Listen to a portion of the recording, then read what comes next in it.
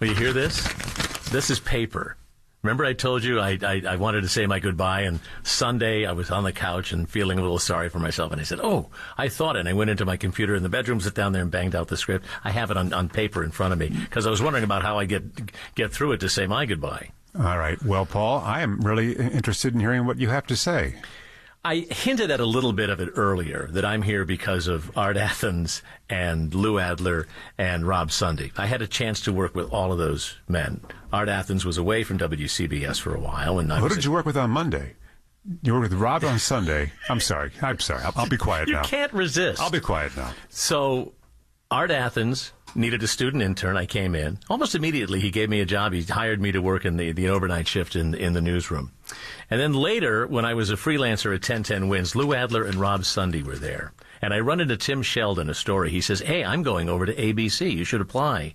And so Lou Adler, I remember saying specifically, you want me to make a call? Oh, yeah. Yeah, ABC. And I remember he said, do you want me to make a call? I said, sure. And so I sent my tape and resume, as I remember, on a Monday, had a meeting on maybe a Thursday, and Friday morning I got the call, would you like to come to work for WCBS? So that was, as I said, 29 years and 8 months and 22 days and 9 minutes and 53 minutes and 39 seconds ago. Yeah, the accountants are counting too, Paul. My coworkers and I have been so overwhelmed with your kind regards.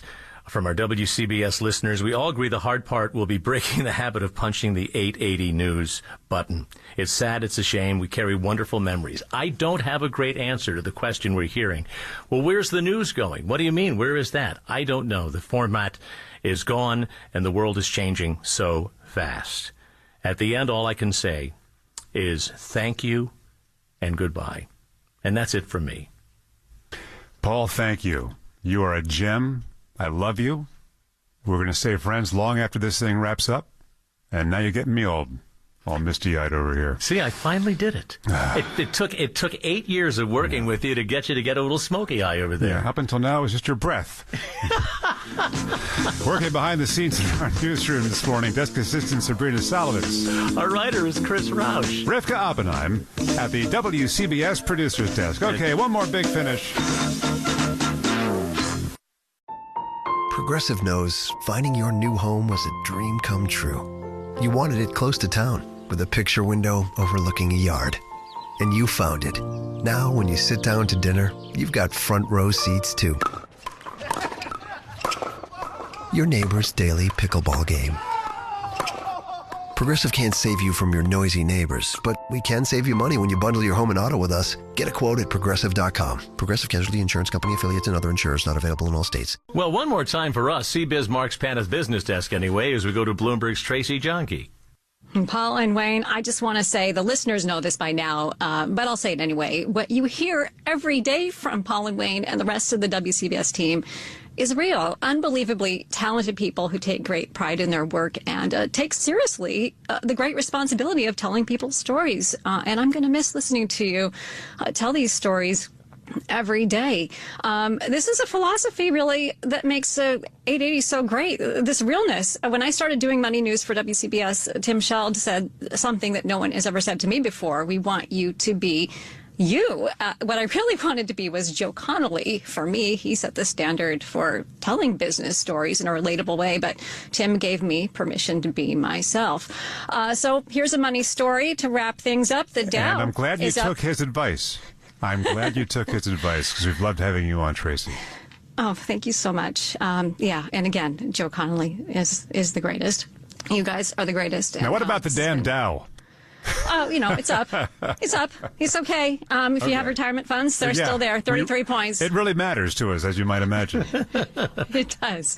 NASDAQ's up 83. That's great. The S&P is up 18, the closest to its July record since it set that record. And look who just walked in. You mentioned Joe Connelly. Look who just walked in the door. Here's magic. Here's a familiar voice on the radio. Hi, Joe. Hey, did you hear what Tracy was saying about you? No. That she wanted to be just like you and sound just like you. Oh, nice. When I grow up. When she grows up. Joe doesn't have headphones on, so we can say whatever we want about him. Hey, Joe, as long as you're here, you are remembered by everyone. That's nice. And I can't tell you how many people have mentioned specifically the business breakfasts over the year. Right. We used to have 1,000 people more at those places. And people continue to ask me about the business breakfast. It happened yesterday. And do we have a couple of minutes right now? Oh, yeah. Sure. For you, anything. You know, I was just walking in to say hi. I was going to say that, you know, what's happening here at WCBS is the result of macroeconomics in the changes in the economy of the news industry. But the growth of these new platforms shows that there is still demand. And, you know, just briefly, some people have asked. I started listening to WCBS in college, and I've been listening ever since, right up until this morning. And I came here when I was working at WDRC Radio in Hartford, Connecticut, and I would come down and cover news on the street in the city on the weekends. And then I became the business reporter, which I loved because sometimes you can give people information that is useful and helpful to them. And Barry Berman and Dick Kalt from the Connecticut Radio Network invented the small business reports, and they wanted them only on WCBS. They put them here. From that, Harvey Nagler went on to create the WCBS Business Breakfast, because we now had the small business reports. And Tim Sheld kept them going for years, and he was my mentor in getting me focused on what people wanted to hear about. And people still ask about the business breakfast, and the media seems to be evolving. I'm still doing business breakfast, but now I'm doing them for companies. Hey, Joe, I want you to tell us more about. Are you going to stick around for a few hours? Yes. Okay, because we're going to get to our show in just a moment, but we need to go to format. Yes. And do the CBS News at the top of the hour. Do we really? What are they going to do? But let's do it this way, Paul and Joe. Yeah. Set your time to WCBS News 88. 4 tones will follow. The 4th and final tone marks the exact time. It's 10 o'clock. This is CBS News on the Hour, sponsored by Progressive Insurance. I'm Deborah Rodriguez. Tim Walz paved the way for the main event at the Democratic National Convention as he accepted his party's vice presidential nomination. Kamala Harris is experienced and Kamala Harris is ready. The vice president will accept the top nomination tonight. CBS's Doug Sovereign is in Chicago. Democratic National Committee member and California delegate Rhodesia Ransom hopes Kamala Harris will deliver not just her resume, but a call to action. I'm looking for direction for how she wants us to handle this next 75 days, what it is that we need to do to get people out to vote.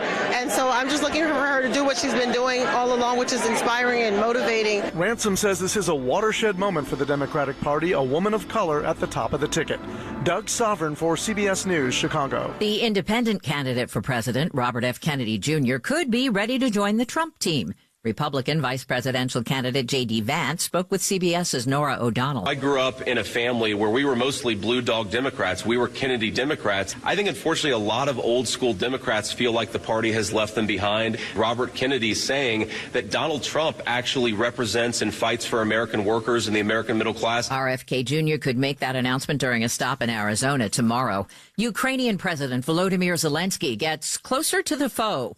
He announced on social media he visited the border across from Russia's Kursk region today, where his troops caught the Kremlin off guard when they invaded 2 weeks ago and captured dozens of settlements. No one's working on 2 top freight railroads in Canada. Employees were locked out by management today over a contract dispute. It could cause billions of dollars worth of economic damage. CBS's Jolene Kent. This lockout is expected to disrupt U.S. supply chains.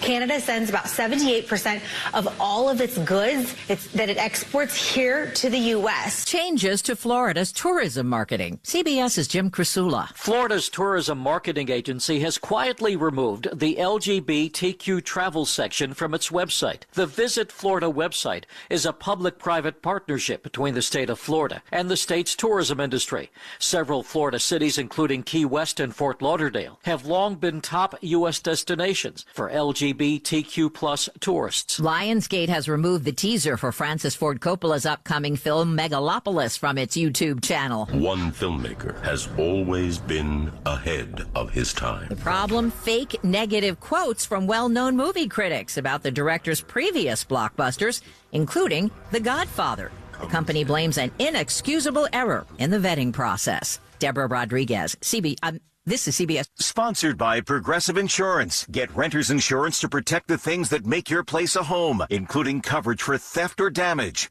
Visit Progressive.com.